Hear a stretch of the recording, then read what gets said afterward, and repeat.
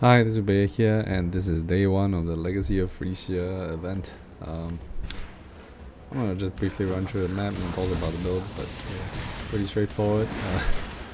It is a walking simulator. All you're doing is you're moving from the start of the map to the end of the map, and you kill stuff, and you just maybe listen to your loot filter if anything great drops. Honestly, the build doesn't really need a lot to get going. You probably can get all the core pieces, with about 5 chaos, and then maybe optimize here and there in some slots. And yep. Right now I've only done 2 ascendancies. Probably can't hit 3 by end of today if I want to. But I'm not sure. Maybe I just want to do maps tomorrow and just take it slow. I've actually kind of already taken it really slow. Instead of starting at like the normal, which is 3 AM, I slept in and then started only at like 6 or 7. So it's kind of already with decent pacing, and yeah, I think I went out to meet a friend for lunch, so yeah, in total maybe this is like 6 hours, I think. But I do quite enjoy doing maps slowly, so yeah, I'm not racing, you know. But yeah, I'll show you the build and how it works and how it takes to get it geared up, and yeah, generally how much it will cost you for each piece. Zaro's pretty free on this build because you just one-shot him pretty much. The damage is pretty insane. And the only thing you have to press is once in a while your minions die, and then you have to resummon them. Yeah. Okay. You are going to run... I got lucky here on the hoop, okay? But you can probably get by with a rare ring. So the 3 uniques you need to run are Baron, Alberons, and Akunas. You can drop the Akunas once you hit your 3rd ascendancy, which is this one, because you don't really need it. But in the meantime, it does help quite a bit with decks, and yeah, pretty good quality of life.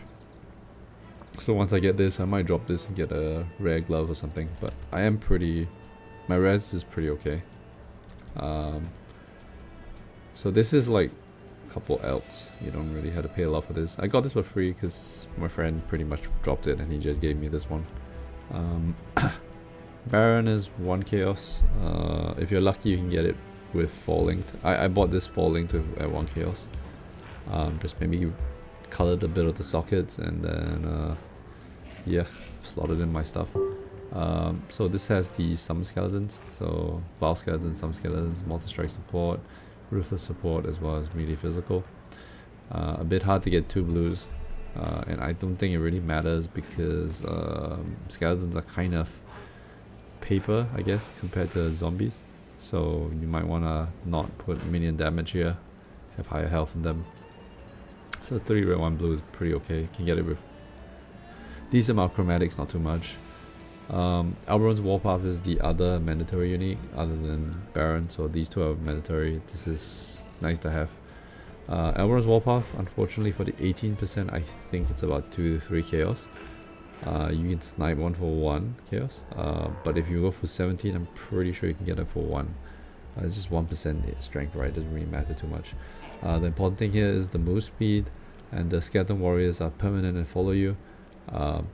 Skeleton warriors being permanent means that you don't really have to keep resummoning them, which is great. They're aggressive, they follow you, which you can just convocate them, and then you can't summon more than 1 at a time, which is a downside, but not significant because they rarely die because they're quite tanky, and they're tanky because of Puppeteer. So Puppeteer, half your strength is added to your minions, so minion life is actually pretty decent. So 4k life is pretty decent. 5 link here, I actually dropped it off the ground, scoured it and used a couple essences until I got this. I will probably keep scouring and essencing it until I can get the life roll off, and then yeah, double res would be nice. But yeah, everything else, okay, rings are dropped. So even my hoop is dropped, by the way. I didn't buy this. So this is dropped, this is dropped. This I bought for 1 chaos. Pretty cheap. Just look for heavy belt with strength suffix and hopefully more resistances. This was 1 chaos as well. What you're looking for here is base crit chance. So because of this, minions base attack crit strike chance is equal to crit strike chance of your main head weapon, which can go up to 12, I think 11-12%. So your minion crit strike base is 11%, which is quite high, and then you can get like pretty high amounts of minion crit strike chance on the wand itself. So that's why I got this for 1 chaos. No one's looking for these items. You can just craft on the minion damage, so you don't have to actually buy one with higher amounts of minion damage. This was a bit more expensive. This was 8 chaos. I saw they had +1 minion skill gems as well as minion life and minion crit chance, and I was like, kind of want this. It locked out because it also had pretty high amounts of int as well as ES. So my ES is like pretty high now because of that. I'll probably do the POB and show you the effective DPS, but I'm pretty sure the DPS is nice. Here, a couple of downsides. Once you get this node here, you can't really run offerings, I think, because your zombies count as corpses, and then if you use an offering, they kind of die. So I'm not sure if I want to go this path here and get this. I might go something else. I don't think so. I think I'll just go for this and then this. Yeah. Anyway, I'll drop the PO. My new weapon. He's running Pekong, my friend. Yeah. So skill tree is kind of like this. Path down here, you want to strength nodes. Up here, you get all the minion attack speed affects you. Is really good for shield charge. Your mobility is insane because of that. Minion life, it's just nice to have 1 extra node for 20%. Makes your minions more tanky. Up here, you want reservations, so you can run a pride as well as I think flesh and stone. So running flesh and stone here, nearby enemies take more physical damage from hits. All your mobs are doing physical. And then you have pride as well, which is, or rather, cause enemies to take more physical damage. So all in all, this is steroiding your damage quite a bit, and still have some mana left over. I'm probably thinking of running either Tempest Shield or Arctic Armor. Probably Arctic Armor, because I don't think I need Tempest Shield at the moment, and Arctic Armor's freeze management is nice.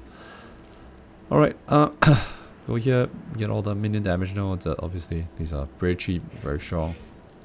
Up here, minion crit chance, crit multi nodes. With the amount of crit chance you have on here, like you can hit. I think I'll probably POB. I've actually haven't POB'd it. I'm just like buying cheap items, and I'm pretty sure even if I POB'd it, there might be some optimization here and there that I haven't captured, but I can kind of understand this without having to like POB it, so I've not POB'd anything. But later I'll just probably plug my character into this and into POB, and then you have a better idea. But I'm just giving you what I've adjusted based off like just playing the game. Up here you want spectre count, zombie count and skeleton count. Down here you also want the skeleton and zombie count because that's your damage. Spectre count is nice too because you can run 2 Carnage Chieftains instead of 1. They basically give you frenzy charges for your minions, so that's free damage. Get them from Act 2. Oh yeah, I forgot the links. Oh no, I'll finish this first. So life, resistances, socket. I got a pretty nice one here. My friend actually gave that to me. You want the Golem Commander because buff for golems is nice. I'm running 2 golems. I'm running Chaos Golem. Where is it? Yeah, so I'm running Chaos Golem. Physical damage reduction is great. And then with the extra buffs from these, so 20%, 20%, and 40%, so that's 80% buff effect.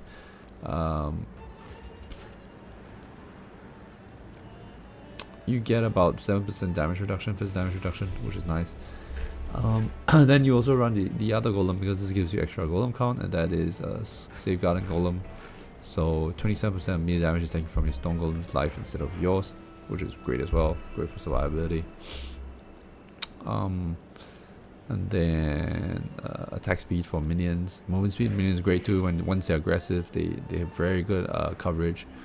Yeah. Power down here. This is just to make your minions tanky. And then also some defensive minion nodes. You can actually put the Convocation here instead of here. So yeah, you want Convocation. Minions leech damage of as life, so that keeps them alive way more. Convocation is just to drop them on a rare mob if you just see one, right? Instead of letting them just run free. Yeah, pretty much that's it. Playstyle's pretty straightforward. You're just running and stuff dies, and when you see a rare or something that you need your minions to focus on, you just convocate them and then they clear it for you. Masteries, let me just run through them. Accuracy rating here for minion attack mastery. Area effect of aura skills just for your pride and your flesh and stone to have bigger AoE, a lot more comfortable. Minions area effect is great too. Minions have a chance to ignore enemy physical damage reduction. That's more damage effectively. Yeah, that's pretty much it. Next will be pathing down here, getting strength nodes, getting these. Block is going to come only way later when you have Svalin, so it doesn't really matter now. And then you also need to make up for the loss of damage when you run Svalin anyway. So power down here, get life node as well. Life and strength nodes, probably next focus of mine. Damage at this point is going to come mainly from gear and links. So yeah. What else is there? Oh yeah, let's talk about links. Convocation, Frostbling, Flash. Actually, I'm not even using this. Actually, I can remove this. But Convocation, Flash Offering. Yep. Sorry, Convocation, Frostbling. Frostbling for mobility, obviously. Convocations for dropping your minions on a rare mob. Repositioning them. Spectre Links, Feeding Frenzy, Maim, and Culling Strike. This is stolen from Ethan. This is his Spectre setup. For Ray Zombie, you go minion damage. You don't really quite care as much about minion life on this because the life is going to be really tanky. It takes 100% of your strength. So yeah, the minion has a lot of strength. Oh yeah. Melee physical, multi-strike, as well as ruthless. You can run brutality, I think. If you want more clear, you can run melee splash, but yeah, I think for me it's fine at the moment, so I don't really care too much.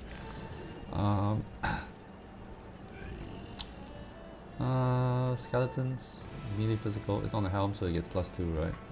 And then the Val Skellies also get +2. You basically drop Val Skellies on like bosses and they melt. Multi-strike doesn't affect Val Skellies, unfortunately, but it does. I think it does affect the melee ones. But yeah, so multi-strike, grade 2 as well here, ruthless and melee physical. Vulnerability, just wait, I don't have it on.